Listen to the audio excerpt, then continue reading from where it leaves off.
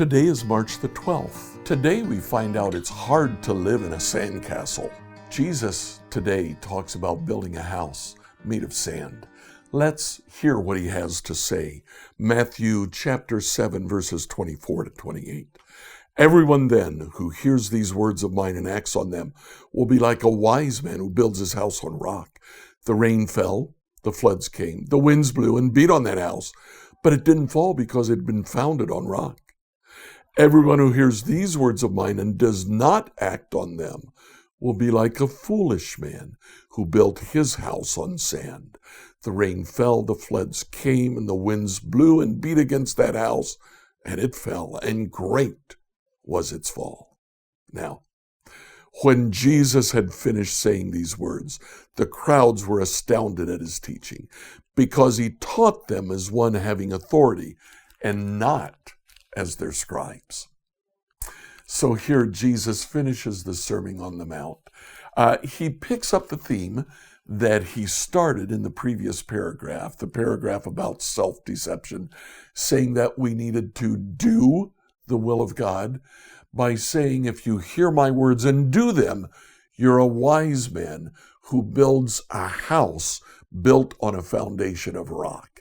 But if you hear my words and don't do them, you're a foolish man who tries to live in a sandcastle. You build your house on a foundation made of sand. You know, there was a rabbi that said something similar to that. It was about a century after Jesus. He either picked up from what Jesus said or this concept had been around as a parable. Elisha ben Abuya would say a person who has done good deeds and has learned a lot of Torah. What's he like? Like a person who builds by placing stones down first and then setting bricks on top. Even if a flood comes, the building will stand firm and not be washed away from its place. And a person who has not done good deeds but has learned Torah, what's he like? Like a person who builds by placing bricks down first and then placing stones on top. Even a little water, if it comes, it'll topple the building right away.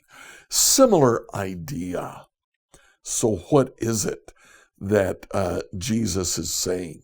The very interesting thing here is that what Jesus is saying is, my word is your Torah. It's your instruction. You need to hear and do my words. Now, I really wonder if Jesus' listeners might have not thought about Deuteronomy 32 when they heard Jesus talk about building a house on rock. Let's read Deuteronomy 32. Stick around afterwards. I want to say a few things about it. Deuteronomy 32, New Revised Standard Version. Give ear, O heavens, and I will speak. Let the earth hear the words of my mouth. May my teaching drop like rain, my speech condense like dew, like a gentle rain on grass, like showers on new growth. For I will proclaim the name of the Lord, ascribe greatness to our God. The rock, his work is perfect, and all his ways are just. A faithful God without deceit, just and upright is he. Yet his degenerate children have dealt falsely with him, a perverse and crooked generation. Do you thus repay the Lord, O foolish and senseless people? Is he not your Father who created you, who made you and established you? Remember the days of old, consider the years long past. Ask your father, and he will inform you, your elders, and they will tell you. When the Most High appointed the nations, when he divided humankind, he fixed the boundaries of the peoples according to the number of the gods. The Lord's own portion was his people, Jacob his allotted share. He sustained him in a desert land, in a howling wilderness waste. He shielded him, cared for him, guarded him as the apple of his eye. As an eagle stirs up its nest and hovers over its young, as it spreads its wings, takes them up, and bears them aloft on its pinions. The Lord alone guides him, no foreign god was with him. He set him atop the heights of the land, and fed him with the produce of the field. He nursed him with honey from the crags, with oil from the flinty rock, curds from the herd, milk from the flock, with the fat of lambs and rams, Bashan bull and goats, together with the choicest wheat. You drank fine wine from the blood of grapes. Jacob ate his fill. Jeshurun grew fat and kicked. You grew fat, bloated, and gorged. He abandoned God who made him, and scoffed at the rock of his salvation. They made him jealous with strange gods. With abhorrent things they provoked him. They sacrificed to demons, not God, to deities they had never known, to new ones recently arrived, whom your ancestors had not feared. You were unmindful of the rock that bore you. You forgot the God who gave you birth. The Lord saw it and was jealous. He spurned his sons and daughters. He said, I will hide my face from them. I will see what their end will be, for they are a perverse generation, children in whom there is no faithfulness. They made me jealous with what is no God, provoked me with their idols. So I will make them jealous with what is no people, provoke them with a foolish nation. For the fire is kindled by my anger, and burns to the depths of Sheol. It devours the earth and its increase, and sets on fire the foundations of the mountains. I will heap disaster upon them, send my arrows against them, wasting hunger, burning consumption, bitter pestilence. The teeth of beast I will send against them, with venom of things crawling in the dust. In the street the sword shall bereave, and in the chambers terror for young man and woman alike, nursing child and old gray head. I said, I will make an end of them, and blot out the memory of them from humankind. But I feared provocation by the enemy, for their adversaries might misunderstand and say, Our hand is triumphed. It was not the Lord who did all this. They are a nation void of sense. There is no understanding in them. If they were wise, they would understand this. They would discern what their end would be. How could one have routed 1,000, and two put a myriad to flight? Unless their rock had sold them, the Lord had given them up. Indeed, their rock is not like our rock. Our enemies are fools. Their vine comes from the vinestock of Sodom, their vineyard from the vineyards of Gomorrah. Their grapes are grapes of poison, their clusters are bitter.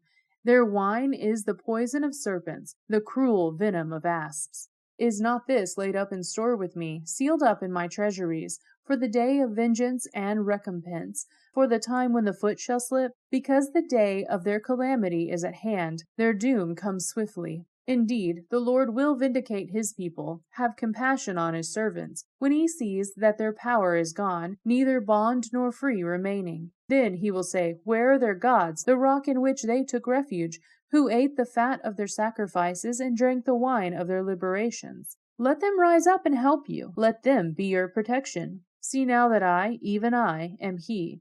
There is no God besides me.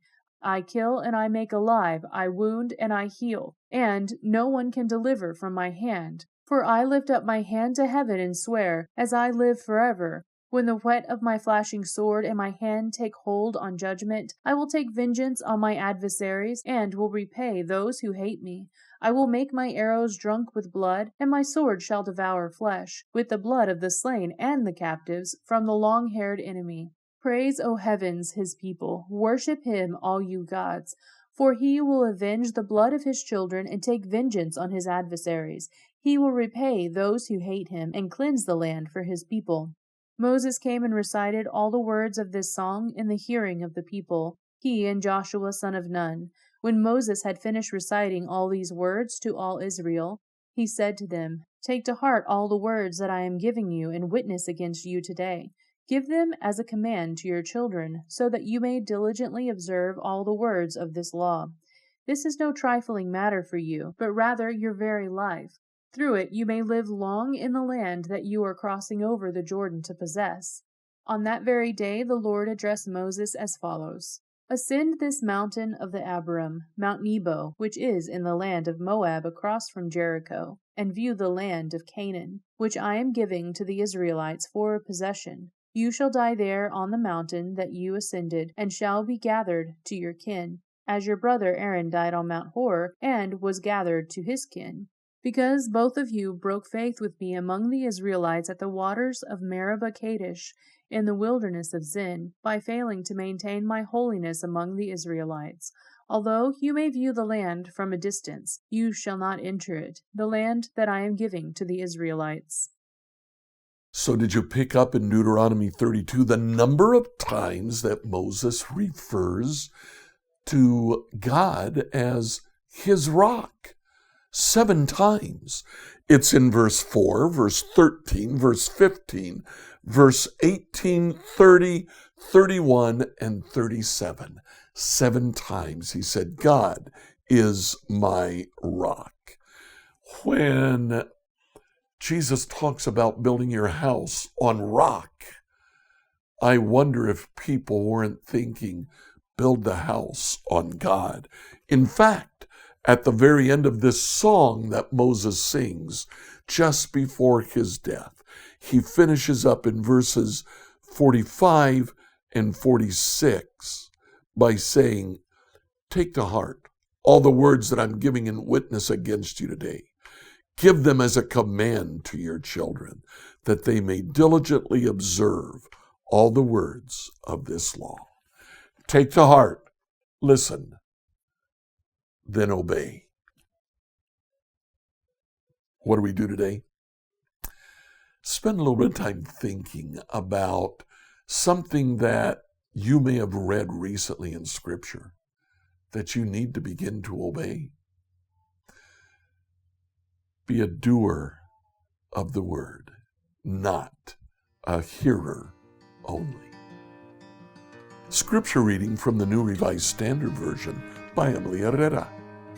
If you like what you heard today, please subscribe on whatever platform you listen to this devotional on.